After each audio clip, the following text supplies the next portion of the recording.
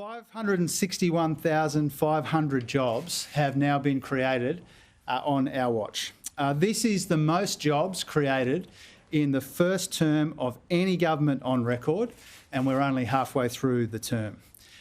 Since these monthly records began in 1978, there's only been 19 times, 19 months, where unemployment's had a 3 in front of it, and 16 of those are under this Albanese Labor government. Unemployment, despite all of our economic challenges, is lower now than when we came to office.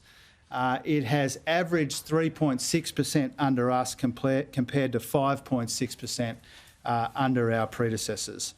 So this is a really welcome result. We welcome the fall in the unemployment rate. We welcome every one of those new jobs, given the economic challenges, global and domestic, that we all confront together. But we still expect unemployment to rise as a consequence of higher interest rates and concerns around China and conflict in Europe and now the Middle East as well. And we are seeing in the numbers before you today some softening around the edges of the data. You see it in hours worked. Participation has come off a bit, but still near record highs. And we also know that job ads have been a bit weaker as well. And so we're seeing some of that softening as a consequence of the combined economic challenges from around the world and here at home. We know that the interest rate rises, which are already in the system, are biting consumption hard in particular. We know that retail turnover has been soft, and we know that people are under pressure.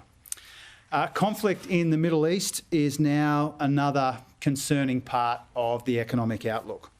We're already seeing global oil prices come up in recent months, and the conflict in the Middle East risks making that worse. Governor Bullock made a very similar point yesterday. And the inflation numbers that we see next week, which predate the escalation of the conflict in the Middle East, we think will capture some of those early impacts of the elevated global oil price as a consequence of the way that supply was ramped back even before we've seen the developments in Israel and on the Gaza Strip in recent days. So we've got a lot coming at us and a lot going for us. The welcome fall in the unemployment rate today means that we confront these uncertainties from a position of strength. We are rolling out $23 billion in cost of living relief. We're getting the budget in better nick. Wages are growing. Australian mums and dads will benefit from more paid parental leave. We've released our vision for the labour market, and we're seeing today new records on jobs. As I said at the outset, this is the most jobs created by a first-term government on record, and we're only halfway through.